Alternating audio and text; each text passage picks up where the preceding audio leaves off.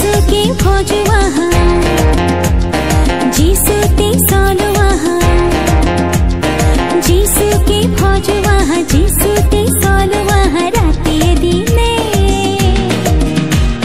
लुवा जीसु रोजा नाम, लुवा जीसु रोजा नाम, गुवा जीसु रे गान, लुवा जीसु रे नाम, अर्पण करा तुम्हारे जीवन। गुवा जीसु रे गान, लुवा जीसु रे नाम, अर्पण करा तुम्हारे जीवन। जीसु मुक्तिदाता आरु त्राणकर्ता, जीसु मुक्तिदाता आरु त्राणकर्ता, लुवा तुमी जीसु रे शरण।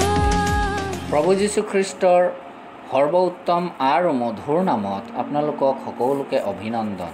পবিত্ৰ বাইবেল যোহন 19 অধ্যায় 19 আৰু 20 পদত আমি এইদৰে পঢ়োঁ যে আৰু পিলাতে এখন জাননী লিখি ক্ৰুচৰ ওপৰত লগাই দিলে।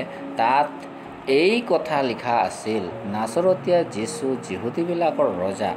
এই জাননী ইব্ৰী, ৰোমিয়া আৰু গ্ৰীক ভাষাৰে লিখা আছিল আৰু যীশুক ক্ৰুচত দিয়া ঠাই নগৰৰ ওচৰ হোৱাত যিহুদীবিলাকৰ অনেকে তাক পঢ়িলে।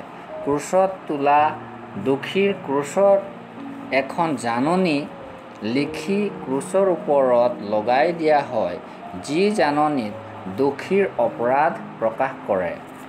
প্ৰভু যীশুক যেতিয়া ক্ৰুচত তোলা হ'ল, তেতিয়া যি জাননী লগোৱা হৈছিল যে নাচৰতীয়া যীশু যিহুদীবিলাকৰ ৰজা।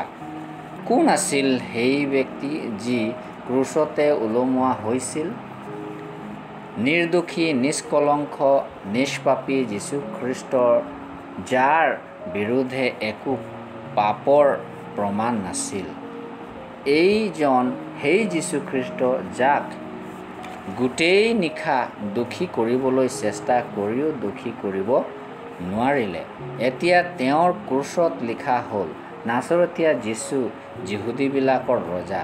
তেওঁ কেৱল যিহুদীবিলাকৰেই ৰজা নহয়, বাইবেলত কোৱা হৈছে যে তেওঁ ৰজাৰো ৰজা, সেই মানুহৰ পুত্ৰ, সকলো মানুহ জাতিৰ ৰজা হয়।